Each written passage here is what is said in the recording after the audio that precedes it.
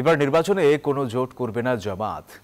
সিলেটে এমন মন্তব্য করেছেন দলটির আমির ডাক্তার শফিকুর রহমান। বুধবার সকালে সিলেট ওসমানী আন্তর্জাতিক বিমানবন্দরে সাংবাদিকদের সাথে আলাপকালে এই কথা বলেন তিনি। বলেন, ভোটে আওয়ামী লীগের অংশ নেয়ার সুযোগ নেই। আগামী নির্বাচন ফেব্রুয়ারিতে না হলে নানা বিশৃঙ্খলা হওয়ার সুযোগ তৈরি হতে পারে বলেও মনে করেন জামায়াতের আমির। তৃতীয় মেয়াদে জামায়াতের আমির নির্বাচিত হওয়ার পর 2 দিনের সফরে নিজ এলাকা সিলেটে যান ডাক্তার শফিকুর রহমান। যা করি আমরা জনগণকে নিয়ে করবো, জনগণের ইচ্ছার বিরুদ্ধে আমরা কিছুই করবো না। জনগণ যদি আমাদের এই পিআরের দাবিকে সমর্থন করে এবং মনে করে যে দেশে সুস্থ রাজনীতির জন্য ফেসিবাদ ভবিষ্যতে আবার বারবার ফিরে না আসুক, তার জন্য এই পিআরটা উপযুক্ত হবে, যেটা দেশের বিশ্বের 91টা দেশে প্র্যাকটিস হয়ে থাকে। জনগণ এটা বুঝলে আমরা বিশ্বাস করে এটা গ্রহণ করব।